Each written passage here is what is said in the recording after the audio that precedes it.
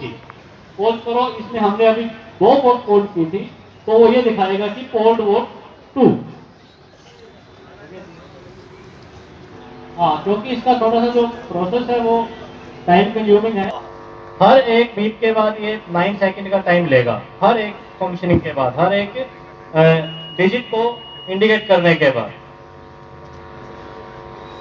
जैसे ही आपके सामने जो पोलिंग एजेंट होंगे, आप लोग उनको उनके सामने ही मशीन रख के रिजल्ट दिखाओगे कि आप देखोगे आपने 1 नंबर पे, मतलब नियमानुसार जो भी आपने मतलब अपना लेटर वगैरह जो भी मतलब मॉक पोल सर्टिफिकेट चाहिए वो आप लोग सर ने बता दिया आपको ऑलरेडी। उसके बाद जी आप उनके सामने मशीन को कर देते हो आप। उसके बाद सीलिंग का प्रोसेस होगा, वो मैं आपको बताऊंगा अभी। थोड़ा सा इसमें टाइम लग खाली एरर, तो इट मीन्स वो अब मशीन आपकी पोल नहीं कर पाएगी। उसके लिए आपको जो भी आपके सुपरवाइजर हैं उनसे कांटेक्ट करना पड़ेगा और वो मशीन आपको दूसरी क्लियर करने के बाद मशीन खाली है सर। आप पोलिंग एजेंट को टोटल करके 0 भी दिखा सकते हो कि उसमें टोटल पोल्ड जो है 0 है। Address tag. तो तीसरा आपके पास एक ग्रीन सील होगी और लास्ट में चौथी जो सील होगी वो आउटर स्ट्रिप सील होती है, उसको हम ABCD सील भी बोल देते हैं। अच्छे से आप बंद कर दोगे, पहले ऑफ करके ही आपको सीलिंग प्रोसेस करना है, ये बात ध्यान रखना। हाँ जी, वायर निकाल देनी है।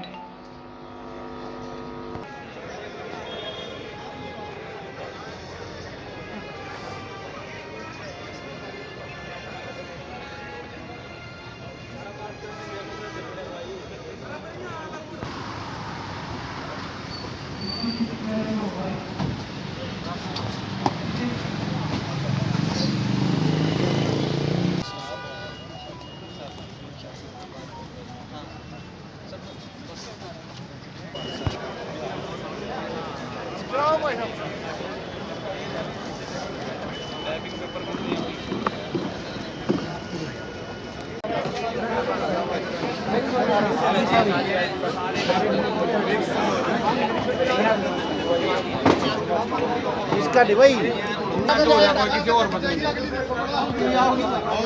4-5 मशीन का डाल देना, मशीन 4-5 नंबर 13 ना।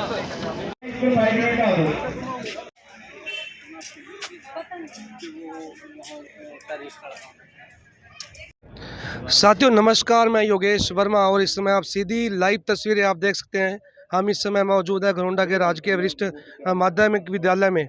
जिला परिषद का जो चुनावी जो महासंग्राम था उसका प्रचार और प्रसार कल शाम को 5 बजे के बाद बंद हो गया था और कल आने वाली 9 तारीख को सुबह वोटिंग जो स्टार्ट होगी और कहीं ना कहीं जनता जनार्दन जो अपना निर्णय है उस पोलिंग मशीन में बटन के माध्यम से कैद कर देती। लेकिन उससे पहले जो तमाम अधिकारियों की जो व्यवस्थाएं होती हैं, तमाम जो यहाँ टीम आप देख सकते हैं, जो पोलिंग बूथ की जो तमाम जो टीमें हैं इस समय मौजूद हैं और जो ट्रेनिंग का जो प्रोसेस है और जो मशीनों का जो प्रोसेस है वो लगभग पूरा हो चुका है और तमाम जो पोलिंग बूथ की जो टीमें हैं उनको EVM मशीनें जो है दे दी जाएंगी और कल जहाँ जहाँ जिनकी ड्यूटी होंगी वो मशीनें तमाम अधिकारियों की देखरेख में वहाँ पे पहुँच जाएंगी। मौके पर जिला के तमाम जो अधिकारी हैं यहाँ पहुँचे थे, DC और खुद SP ने यहाँ पर आकर खुद निरीक्षण किया और तमाम निरीक्षण करने के बाद मुआयना करने के बाद जो तमाम दिशा निर्देश जो दिए जाते हैं एज पर नॉर्म्स वो जो है जारी कर दिए गए। कहीं ना कहीं जो तमाम अधिकारी हैं वो चाहे वो संवेदनशील जो बूथ हो चाहे वो अति संवेदनशील बूथ हो, तमाम पेट्रोलिंग जो टीमें हैं उनको भी तैनात कर दिया गया है। ये तस्वीरें आप देख सकते हैं घरोंडा ब्लॉक की अगर हम बात करें तो जिला परिषद के 4 वार्डों की जो वोटिंग है वो घरोंडा ब्लॉक के अंदर होगी। इसके अलावा अन्य जो ड्यूटियाँ जो जहाँ लगाई गई हैं वोटिंग के हिसाब से, अगर हम घरोंडा ब्लॉक की बात करें तो चाहे वो ब्लॉक समिति हो चाहे वो जिला परिषद हो, तो जिला परिषद के 4 जो वार्ड हैं उन 4 वार्डों की घरोंडा ब्लॉक के अंदर जो है वोटिंग का जो है प्रोसेस जो है जारी रहेगा। मौके पे खुद घरोंडा में के जो SDM है प्रदीप सिंह खुद यहाँ पर मौके पर मौजूद है और तमाम जो अधिकारी हैं जो तमाम जो दिशा निर्देश है चाहे वो BDP हो, तमाम जो अधिकारी हैं यहाँ पर मौजूद है। इससे पहले जो है DC महोदय और SP महोदय खुद आके उन्होंने निरीक्षण करके अपनी जो है वार्तालाप जारी रखी। देखिए क्या कुछ कहा मौके पर जो DC हैं SP है, देखिए आज की खास खबर। देखिए, दिनांक 9 और 12 तारीख को जो पंचायती राज के चुनाव करनाल जिले में होने हैं, उसको मद्देनज़र रखते हुए जिला पुलिस की ओर से चुनावों को शांतिपूर्ण और निष्पक्ष रूप से संपन्न कराने के लिए व्यापक प्रबंध किए गए हैं। हमारे द्वारा 3000 के आसपास पुलिस कर्मचारी पूरे ज़िले में अलग अलग बूथ पार्टीज़ या पेट्रोलिंग पार्टीज़ के रूप में या रिजर्व के तौर पर लगाए गए हैं। साथ ही पेट्रोलिंग पार्टी के साथ ही ड्यूटी मजिस्ट्रेट भी तैनात किए गए हैं, ताकि यदि किसी बूथ पे यदि किसी प्रकार की कोई सूचना मिलती है जिससे चुनाव में व्यवधान पैदा हो रहा है, तो पेट्रोलिंग पार्टी तुरंत मौके पर पहुंचेगी और चुनाव को सुचारू रूप से करवाना सुनिश्चित करेगी। सर, जिस तरह से संवेदनशील और अति संवेदनशील बूथों की पहचान है, क्या कुछ अतिरिक्त सुरक्षा रहेगी? देखिए, वहाँ पर हमने एडिशनल डिप्लॉयमेंट किया है और साथ में जो पेट्रोलिंग पार्टीज़ है उनको भी ब्रीफ किया है कि उन गाँवों में विशेष तौर पर नज़र रखें। लेकिन चुनाव के दिन हो सकता है कि जिसको हमने संवेदनशील या अति संवेदनशील घोषित नहीं कर रखा है, वहाँ पर भी कोई इश्यू आ सकता है, वो तो मौके के हिसाब से कार्रवाई करनी पड़ती है, तो उसके लिए भी हमने व्यापक इंतजाम किया हुआ है। तो कल पोलिंग होगी, उससे पहले आज की जो रात है बेहद अहम हो जाती है कि किसी तरह का प्रलोभन ना हो, इसको लेकर विशेष कोई नाकेबंदी? डेफिनेटली हमारी जो पेट्रोलिंग पार्टीज़ के साथ में ड्यूटी मजिस्ट्रेट आज अभी से तैनात हो गए हैं और वो गाँव में ही राउंड लगाते रहेंगे और कल शाम को जब तक ईवीएम जमा नहीं हो जाती तब तक अपने अपने एरिया में रहेंगे। साथ ही हमने एसएचओ डीएसपी के साथ भी एडिशनल फोर्स वहाँ पर दी है। ये बहुत ज़रूरी है कि चुनाव को निष्पक्ष रूप से संपन्न कराने के लिए किसी मतदाताओं को किसी प्रकार का प्रलोभन ना दिया जाए। यदि कोई ऐसा करेगा तो उसके खिलाफ कानूनी कार्रवाई भी की जाएगी। और मेरा सभी करनाल वासियों से भी अपील है कि किसी प्रकार के झांसे में ना आए, प्रलोभन के चक्कर में ना फंसे, अपने जो मताधिकार का प्रयोग अवश्य करें, लेकिन सोच समझ कर करें। देखिए, जिला प्रशासन की पंचायती राज इंस्टीट्यूशंस के चुनाव के लिए सारी तैयारियां हो चुकी हैं। इस संदर्भ में हमारे टोटल 9 ब्लॉक्स हैं, 9 पंचायत समिति है। ज़िला परिषद, पंच और सरपंच के चुनाव 9 और 12 तारीख को होना सुनिश्चित हुआ है। जैसा कि हमारे पास में स्टेट इलेक्शन कमीशन से डिटेल्ड शेड्यूल आया है।